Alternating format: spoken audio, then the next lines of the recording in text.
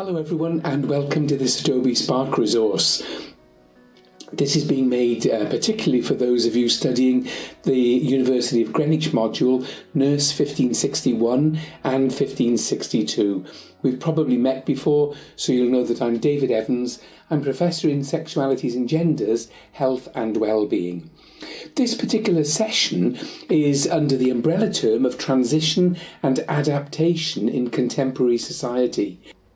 And probably one of the greatest examples of this will be around people living with HIV. On the 5th of June 2021, that will be 40 years since the first cases of people originally labelled with the title AIDS has been known to the world. So unlike the COVID pandemic, whereby it was global so quickly and a vaccine found for it. The virus was identified and vaccine found. It wasn't quite so like that with HIV, and only now in these recent times are people actually being able to live with the virus like never before. So there's a main HIV Foundations page for you to look at as part of your learning and set that within context of the intended learning outcomes for this module. From the intended learning outcomes, you'll see that you've got 1 to 4 listed. And the first one is that you critically discuss the concept of public health and its application to your own practice environment. When considering people living with HIV, this really is a public health issue. You'll notice from one of the images on the page, the one that says AIDS, Don't Die of Prejudice, that's the front cover of a book by Lord Norman Fowler back in 2014. And if you only read one book at all in your life on HIV, I'd really recommend you reading Norman Fowler's book. Fowler was the Secretary of State for Health back in the 1980s, and against all the intransigence of the Reagan government in America and the Thatcher government in the UK, Norman Fowler kept pushing through to champion the case of people firstly diagnosed with AIDS and then later HIV. And even when he talks about the campaigns, like the AIDS Don't Die of Ignorance one that he oversaw, in his book, AIDS Don't Die of Prejudice, he says that if he were to do that programme again now, then it would be very, very different from how he did it then. But that was the best he could have done at that particular time. In those early days of HIV, the public health aspects of this were particularly around fear, panic, stigma, discrimination. And sadly, that's what still goes on now into this 5th decade. When we talk about HIV, it's not as if we're talking about any other condition. So COVID, for example, or somebody living with type 1 diabetes.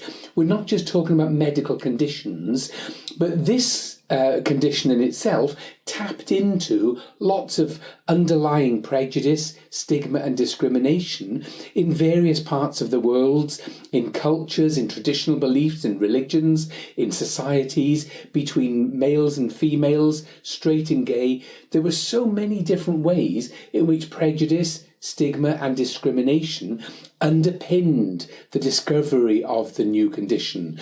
So whilst we start off in a very, very negative way, looking at HIV as a public issue now today, it's completely different. And you'll notice that in the HIV Matters page, that lots of it is focused on where we are now today and how that's so positive compared to where we used to be in the last 20, 30 years. When people are diagnosed with HIV, and that's the big public health issue at the moment, there are still some people who do not know their status. So if any of you have seen a programme on television, or series that was on recently on Channel 4 called It's a Sin, you'll notice that the stigma and prejudice stop people even wanting to go for testing. And when you look at the various campaigns around the world today, certainly in Lord Fowler's book, he talks about this. It's run by the United Nations AIDS organisation, unaids.org, and they talk about 90, 90, 90, and that's a goal for the whole world. Sadly, it's not going to be realised across the whole world, and sometimes that's because of the stigma, prejudice and discrimination, right from politicians through to people on the street.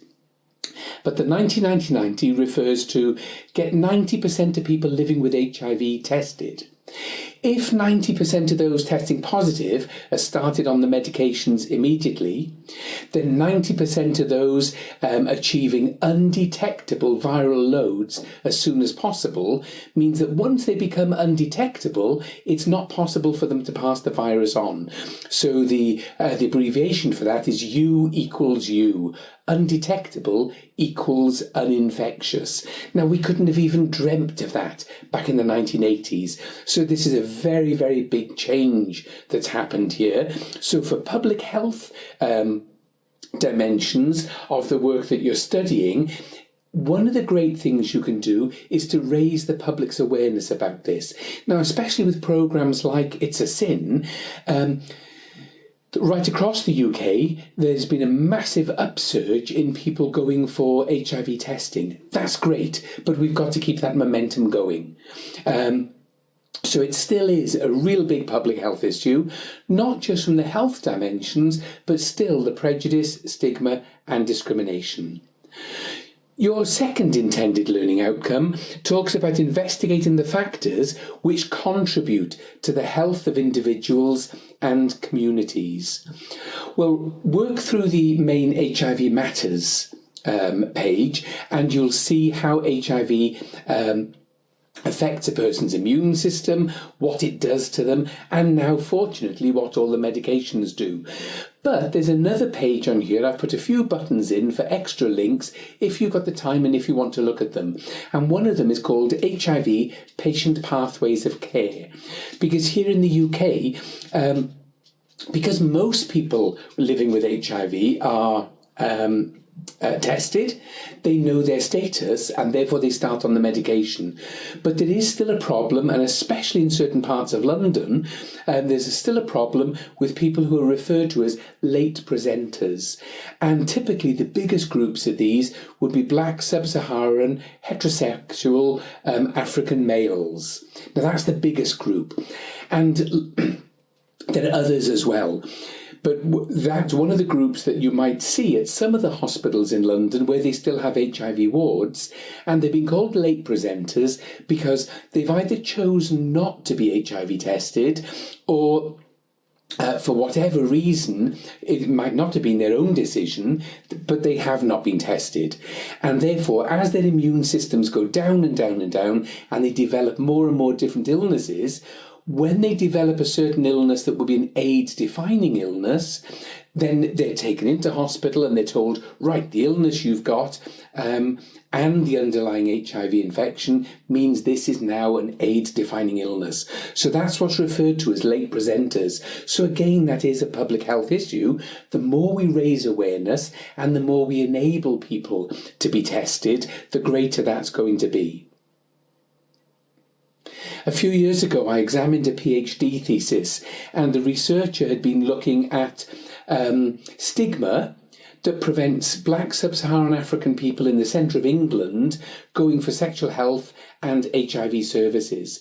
And when I read that thesis to examine it, one of the biggest things, especially around gender differences, gender imbalance that I came across, was that lots of the black sub-Saharan African women who were interviewed by the researcher said that they had declined HIV testing in antenatal services. Now that's really strange because antenatal services are truly leading the way here on having an opt-out clause for HIV testing. So whereas it used to be opt-in, people would say, oh yes, I want to have the HIV test, please give it to me. Now the case is, well, look, we need to test you for a whole load of things, and one of the things we're testing you for includes HIV. If you do not want this, you can opt out.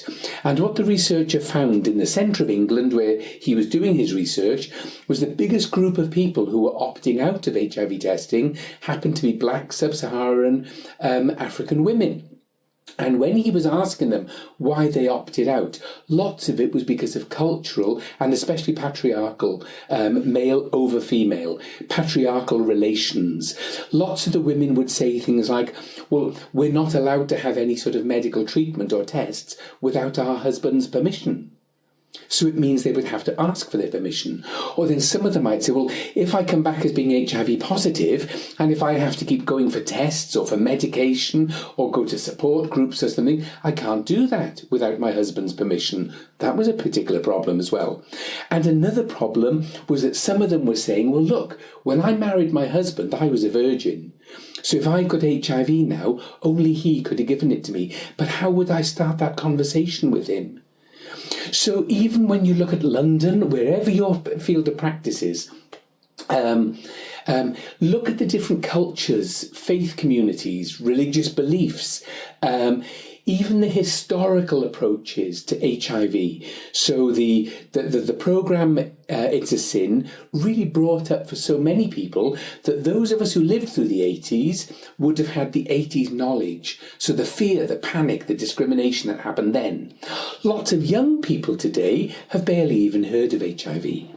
So there's this big, huge difference even between age groups, but that's also between cultures as well, languages, different communities. So really important that you investigate what actually contributes to health, and part of that is HIV testing. And if somebody is at risk, then obviously HIV testing.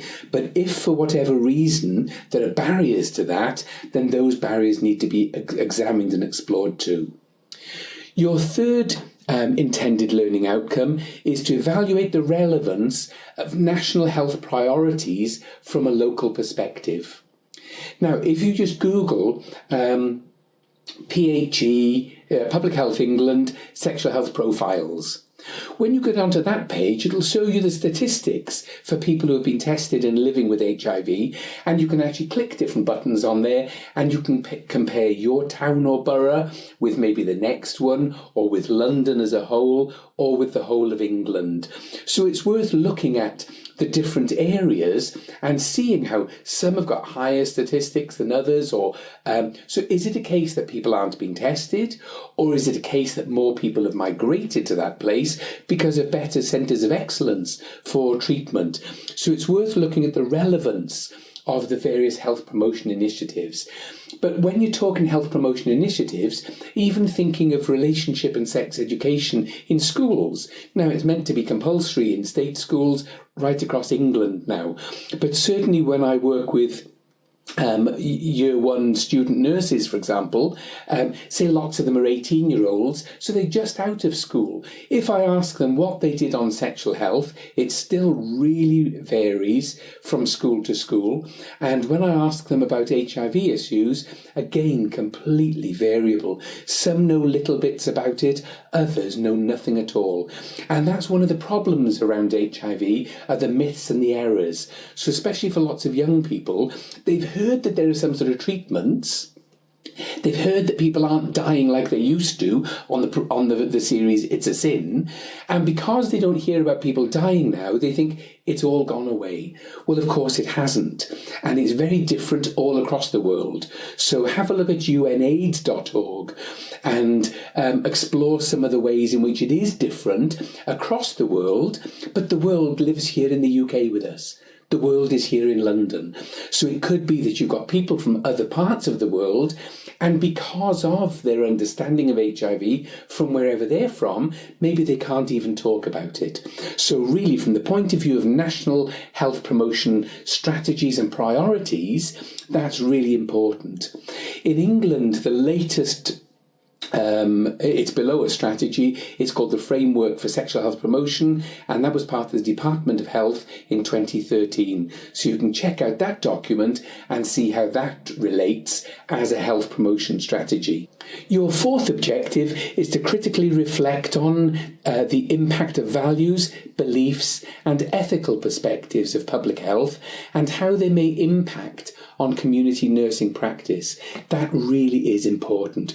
You'll find later on this Spark page, as you move down, there's one very brief video exploring the first part of the NMC's code, which is incumbent on each and every one of us in relation to looking at matters such as values, beliefs, and ethical principles, because it's not always the outward discrimination that's going to be a problem, but sometimes things that just isn't said at all.